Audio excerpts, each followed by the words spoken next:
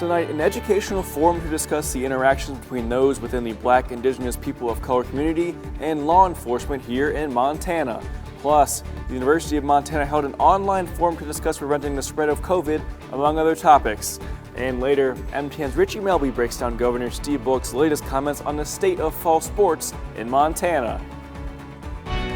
From Montana's news leader, this is the MTN 10 o'clock news. Thanks for spending your Saturday night with us. I'm Matt Holzaffel. Montana set another record yesterday for confirmed cases of COVID-19 in a single day. According to the governor's coronavirus task force, the state saw 224 new positive cases reported yesterday. The previous high was 145 new cases in a single day. We're now looking at a state total of 3,261 with nearly 1,200 active cases and 46 deaths. Cascade County has 67 active cases and 111 total confirmed cases. Lewis and Clark County comes in at 70 active cases with 101 confirmed cases. This week, the country crossed over the 4 million case threshold. Montana, though, still falls near the bottom of the state list. Only Vermont, Hawaii, Alaska, and Wyoming have fewer cases in the Treasure State. That, according to the Centers for Disease Control and Prevention. It's been over a month since the last of the Black Lives Matter protests took place in Great Falls, but you haven't heard the last of the movement. This evening, Jasmine Taylor and Cedriana Brownell coordinated an educational forum to discuss the interactions between those within the Black, Indigenous, people of color community and law enforcement in Montana. MTN's Lindsay Hyatt attended the forum and shares the key takeaways with us. In the aftermath of George Floyd's death, communities like ours protested systemic racism for weeks without ceasing. But even after 3 successful protests in our own community, the issues at hand were quickly forgotten. When these injustices happen, people get riled up and they want to do something to make a change, but then the next thing happens and we all forget and we all stop the movement. So the city's past protest organizers, Cedriana Brownell and Jasmine Taylor, joined forces and got moving, this time with a destination in mind. I think me and Jasmine had the same vision of wanting change to continue and it actually happened in our community. The activists organized a forum geared towards not just awareness, but action, in the form of better and more transparent data. The girls recruited doctored chemist and community activist Helena Lovick to break down data regarding law enforcement and BIPOC interaction. The Great Falls Police Department makes annual reports where they collect their bias-based profiling data for traffic stops. And so I was able to get paper copies of those because they're publicly available. Unfortunately, they're not online, so most people can't go look at it easily, but I then just compiled the data and then looked for trends. So it was really clear right away, without doing any data manipulations, that Native Americans are given a citation more than a warning, more frequently than whites. And then if you look at the traffic stop data, Black and also Native Americans in our city are stopped more frequently than what you would expect for their proportion of the population. Based on these trends, Lovick hypothesized they're being over-policed in comparison to white people. And asserted racial discrimination is both a local and national problem. It's not a problem just elsewhere, it's also something we can impact and improve in our city too. In Great Falls, Lindsay Hyatt, MTN News. All right, thank you, Lindsay. And we'll have comments from the Great Falls Police Department on the topics discussed at tonight's forum later this week. The Great Falls City Commission opted to continue discussion on a local non-discrimination ordinance earlier this month that would have protected local LGBTQ people from discrimination. Obviously, it's something that is a complicated issue, and thankfully the United States Supreme Court has given us some guidance. However, in an opinion issued last week, Great Falls City Attorney Sarah Sexy found that the ordinance was not legally necessary. In the opinion, Sexy explains that discrimination against people on the basis of sex is already prohibited under Montana law, and a landmark Supreme Court ruling in June expanded the definition of sex nationwide to include sexual orientation and gender identity. Although other Montana cities have NDOs in place, Sexy says it is her opinion that those NDOs are no longer necessary because of the Supreme Court ruling.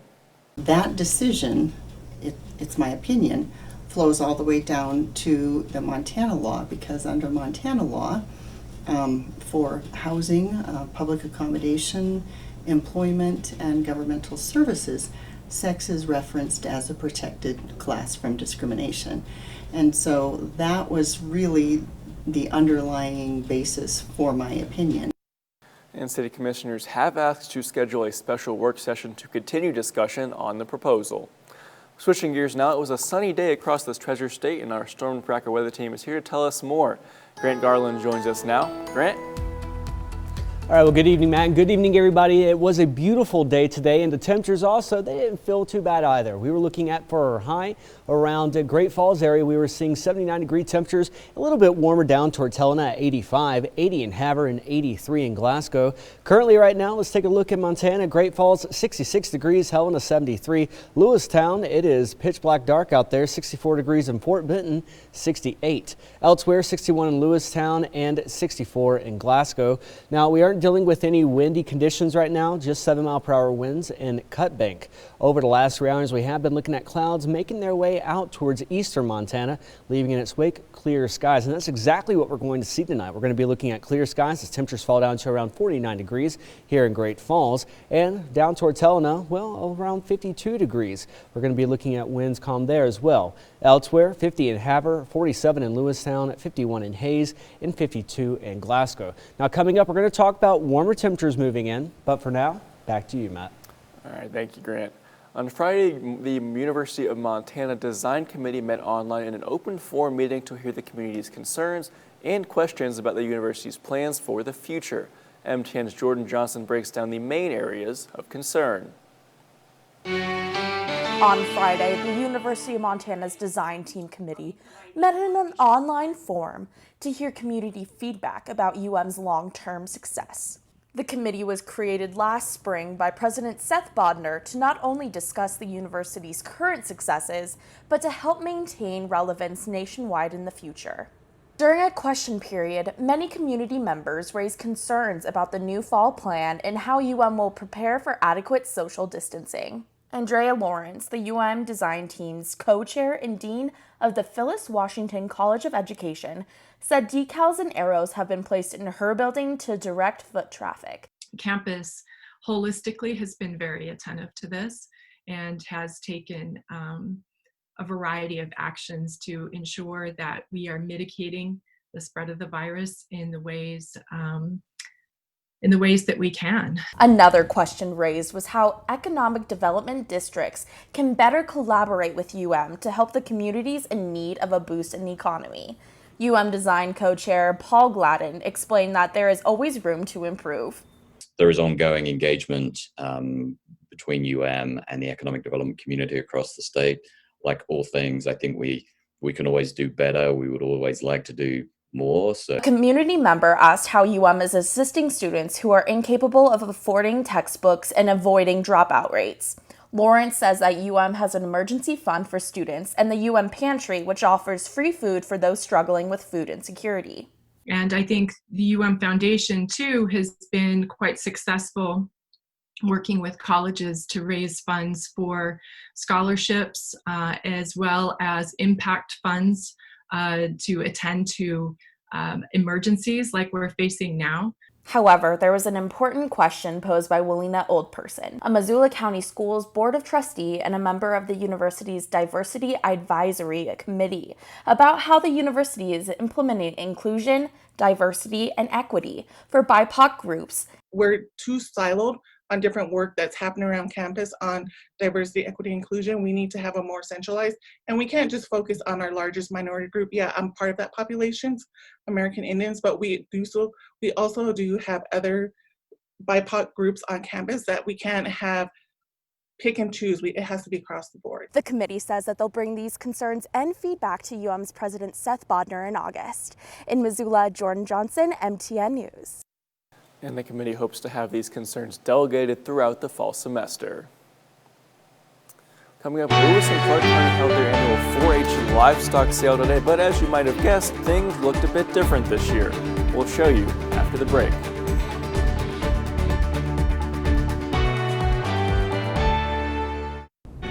From Montana's news leader, you're watching the MTN 10 o'clock news. Welcome back. Lewis and Clark County 4-H held their annual livestock sale today, and MTN's Alexia Aguay was at the event to discuss new challenges for the 4-Hers this year. Animals lined up for the 2020 4-H livestock sale. The sale did look a little different this year. The auction was held outside to maintain social distancing. I mean, it was kind of nice to get the air and not be in a dusty room. And then also the auction is a little bit different. As you can see, a lot less people than you may have seen in the past. Like last year, we were filled with bleachers inside, and out here you have 70 people at the most is what they limited it to for buyers. With limited buyers and nationwide headlines of meat supply chain issues, the pressure to sell remained high for Ashton and his brother Braden. They've had their steers for almost a year with high care in a pandemic. That's always been like in the back of your head, no matter when you own an animal. It's just, oh no, there's something going around that's bad for animals. It's like, okay, well, let's hope my animal doesn't get that. The stress eases when the sale completes. Ashton's mother Lori watches on with emotion as she sees her sons accomplish a big goal. And emotionally, it's tough. As a parent, you're proud, and you're just of their accomplishments, their goals, they've met them, and then it's just over. The starting price for steer was $1 per pound. Ashton's steer weighed over 1,400 pounds and sold at $2.25. In Helena, I'm Lexi Guayo, MTM News. And the 4-H also had a silent auction that ran until 6:30 tonight. Verizon Cellular Plus gave away free backpacks today in Helena. The giveaway is put together by the company's employees, vendors, and community donations. Each backpack also came with school supplies. Cellular Plus says they don't know what the school year will look like, but students still need their supplies to learn. Like I said, we just wanted to give back to our community and help students kick off the school year right with a brand new backpack. So we wanted to help make it a little bit easier for the families to afford these supplies so students can start off the school year prepared and confident. And the Helena Cellular Plus told MTN they had around 75 backpacks to give away. Well, tomorrow, sunny skies, looking at a UV index of 8, so make sure you put on the proper sunscreen. You could be burning within 15 minutes with that 8 on the index. Don't go away, I'll have a look at your 7-day forecast after this break. Storm Tracker weather starts now with Grant Garland. Welcome back, everyone. I hope that you have had a great Saturday. It has been a beautiful day. We observed highs today around 79 degrees here in the Electric City. A little bit warmer down towards Capitol at 85, 78 in Cut Bank, and 80 out towards Havre. Now take a look at the sunset with me, if you will. Looks absolutely gorgeous out there, and it feels great too, as temperatures are right around the low 60s. 62 degrees in Great Falls, 67 in Helena. Out towards Lewistown, just slightly cooler at 61, 65 in Havre. Out towards Jordan, though, 71 degrees. You guys take the cake for one of the warmest temperatures on the board. Now, even though we aren't looking at windy conditions now, we did see them earlier today. We looked at 20-mile-per-hour wind gusts here in Great Falls. A little bit breezier down towards Helena at 24, 22 in Havre. Out towards Jordan, 28 in Glasgow, 36 miles an hour. Over the last 3 hours, we have been looking at clouds that have been rolling off towards Miles City. Leaving in its wake, we've been seeing clear skies, and that's going to allow us to our temperatures to drop down into the lower 50s and upper 40s as we go throughout the night. But why is this? Well, it's because of a high pressure that's really influencing the entire northwestern part of the U.S. We're looking at the high pressure continuing to just stick around. It's not going to go anywhere fast. So we're going to be looking at not only clear, beautiful days ahead, but also we're going to see temperatures warming, especially on Monday. So heads up, it will be a scorcher out there. Temperatures are going to be warming up to the upper 80s and then 95 degrees, I believe, on Tuesday. So very warm. As we go throughout the next couple of hours, though, tomorrow we aren't going to be seeing any problems with our winds gusting at all. We are looking at 5 to 10 miles an hour for everyone, including over towards Glasgow. Not seeing any problems out and about. And with this, well, we are looking at our driest day tomorrow time being around the 5:30 mark. We're going to be seeing 21% humidity. For our friends in Helena, we are looking at our driest part of the day being right around, let's see, 7 o'clock, and we're seeing 23% humidity. Temperatures are going to be in the mid 80s with wind gusts up to around only 10 miles an hour at best. As we head into the next couple of days, notice the temperatures will be climbing up to 95 degrees by Tuesday before slacking off, so to speak, to 92 degrees, and then on Saturday, 91. You can always stay weather aware by following me at Meteorologist Grant Garland on Facebook as well as Twitter and Instagram, and download that free KRTV KXLH app. It is always there, ever present. Temperatures tonight falling down to around 49 degrees in Great Falls as well as Choteau, 47 in Lewistown, 51 out towards Hayes, 48 in Malta, and 52 in Glasgow. As we head throughout the day tomorrow in Great Falls, temperatures will start us off at around 51 degrees by around 1 p.m. 77. Sunny skies throughout the entire day. It will be nice and feel great too. Just make sure you're wearing that sunscreen with the 8 on our UV index. You could start to burn after 15 minutes outside. 7 a.m., 55 degrees for our friends in Helena. We aren't going to be looking at any real problems with our winds by 1 p.m., 79 degrees, and by 4 p.m., 84. Overall, tomorrow's high is getting up to around 84 degrees in Helena as well as here in Great Falls, 81 in Lewistown, 80 and 81 in Hayes. Going throughout the next couple of days, 89 degrees on Monday before warming up to 95 on Tuesday. We will start to introduce a chance for an isolated shower to Tuesday, Wednesday, and Thursday. And that is the same situation for our friends down in Helena as well. Temperature just slightly cooler than us, but still having that chance for an isolated shower Tuesday through Thursday. Matt? Well, it's one of Western Montana's favorite times of the year, the beginning of the flathead cherry season. Monson Fruit Company Field Representative Brian Campbell says picking will start Saturday, as today, with peak harvest expected on August 3rd. The Cherry Grower Cooperative manages 80 flathead orchards, roughly 500 acres of cherries. Campbell says this year's crop will be lower than the years past, expecting 60% of last year's haul, which brought in 2 million pounds of cherries. Despite the low crop outlook, Campbell says this year's fruit is in excellent condition, due in part to a low crop of cherries in Washington. He adds the demand for Montana cherries is higher than usual this summer. As we inch closer to fall sports season and Montana's coronavirus cases continue to climb, the future of school and athletics, particularly fall contact sports, remains a topic of conversation. Richie and Melby will have more on that after the break. From Montana's news leader, you're watching the MTN 10 o'clock news. As Montana's coronavirus cases continue to climb, the future of school and athletics, particularly fall contact sports, remains a topic of conversation. In fact, Governor Steve Bullock referenced an athletic-related cluster in Wednesday's COVID-19 update, confirming the novel virus is already having an effect. MTN Sports' Richie Melby has more. For example, a cluster involving a collegiate sports team and their friends in Montana included 20 cases and 80 contacts in one county alone. The cluster was then later connected to additional cases in 3 other counties by way of a wedding and other social events that people attended while infectious. That was Governor Steve Bullock on Wednesday, mere minutes into his latest update on the Treasure State's coronavirus situation. Of course, MontanaSports.com has already reported on positive cases involving athletes, but the governor's comment did leave room for some questions. Did the cluster involving the college athletes stem from an actual sporting event, like a practice or contest? Were the positive cases asymptomatic, and did they lead to any hospitalizations? Most importantly, as the Big Sky and Frontier Conference, as well as the Montana High School Association, discuss ways to safely conduct athletic events this fall, particularly those contact sports like football, is there growing concern within the governor's office, as well as the Department of Public Health and Human Services, that athletics could contribute to the continued spread of the novel virus. The governor's office, in working with the DPHHS, answered those questions for MTN Sports in the following matter. Regarding the origin of the cluster, quote, "This cluster is not as simple as one specific event, but a combination of several events, including possibly practice or other gatherings where transmissions occurred. This cluster involved both student athletes and non-student athletes." The governor's office went on to say all of the 20 cases were positive COVID-19 cases and that the preliminary info showed 2 people were asymptomatic. The rest all displayed symptoms.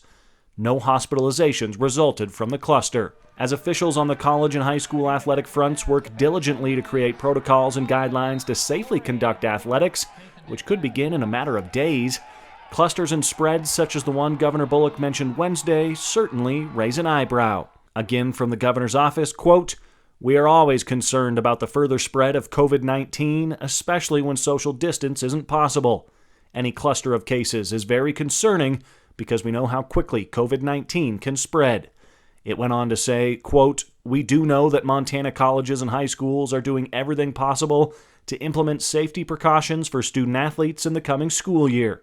Montana colleges and high schools are working directly with their local county health departments and others on how to best proceed. The state of Montana is here to help as well." For those wondering about the timeline on Montana's athletic front, the Big Sky Conference seems committed to its hard deadline of August 1st to make a final decision. The Frontier, meanwhile, has a regularly scheduled meeting on Monday with its presidents, but Commissioner Kent Paulson noted the NAIA will conduct a Tuesday call with its Council of Presidents. The Frontier will then circle up later in the week to discuss any decisions the NAIA announces.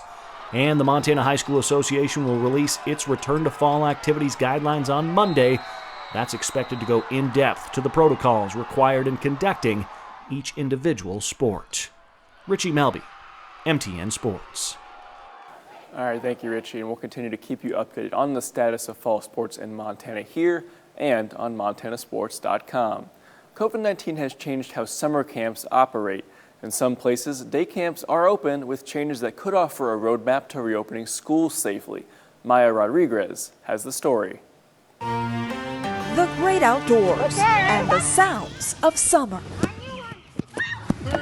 Or rather, a socially distant summer. When we're outdoors or keeping that social distance with kids, they have a little more flexibility. Ryan Amato is the Recreation Program Supervisor for day camps in Falls Church, Virginia, one of the 5,600 day camps that usually operate across the country. This year, 62% of camps closed, but the ones that didn't underwent some changes. So we really had to kind of, I don't want to say dumb down, but really minimize the activities we do and find things that we can do while social distancing and still keeping their interest. That meant placing kids in smaller individual camp groups and trying to keep them outside as much as possible. But eventually, when the heat forces them to go inside, some of the changes become more obvious, like the use of this rope. We do have a rope that we keep through them, keep them 6 feet when they're walking. They should have a mask on as well because it gets a little congested in hallways. No, so there's definitely faces that I see every summer that are just not here. Camp counselor Maya El Haj says that's not the only thing missing. So are the field trips, like to the pool.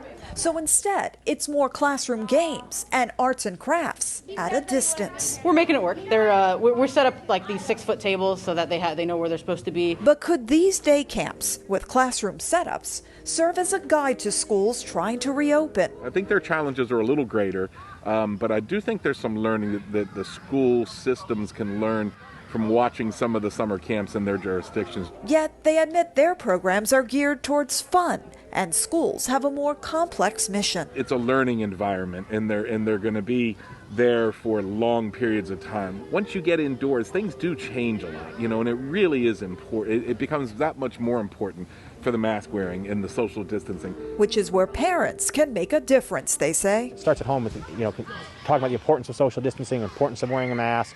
And when they can enforce that, it helps our staff do it here. It makes our job easier. And potentially safer. In Falls Church, Virginia, I'm Maya Rodriguez.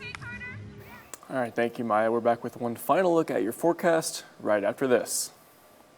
Well, temperatures tomorrow falling up to around 84 degrees, rising up rather 89 on Monday, sunny and warmer conditions. And we are going to start to introduce a chance for isolated thunderstorms Tuesday through Thursday as temperatures climb up to 95 degrees for Great Falls on Tuesday.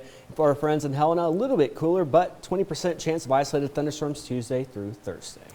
Now, for our viewers, before we go, we do have a programming update for you. This station is now dark with Dish customers. In a statement, our corporate owner's script said, quote, After nearly 5 months of negotiating with Dish and multiple contract extensions, we are disappointed that Scripps and Dish have not been able to reach a resolution to a new distribution agreement. We intend to continue to negotiate as long as it takes to reach a new agreement that returns KRTV and KXLH to the air quickly. Now, if you have friends or family who have lost access to this channel because they are Dish subscribers, tell them they should visit our local station website for more information. They can also see us for free over the air or switch to any of the other cable or satellite companies in the area. Thanks so much for watching, and we will see you tomorrow.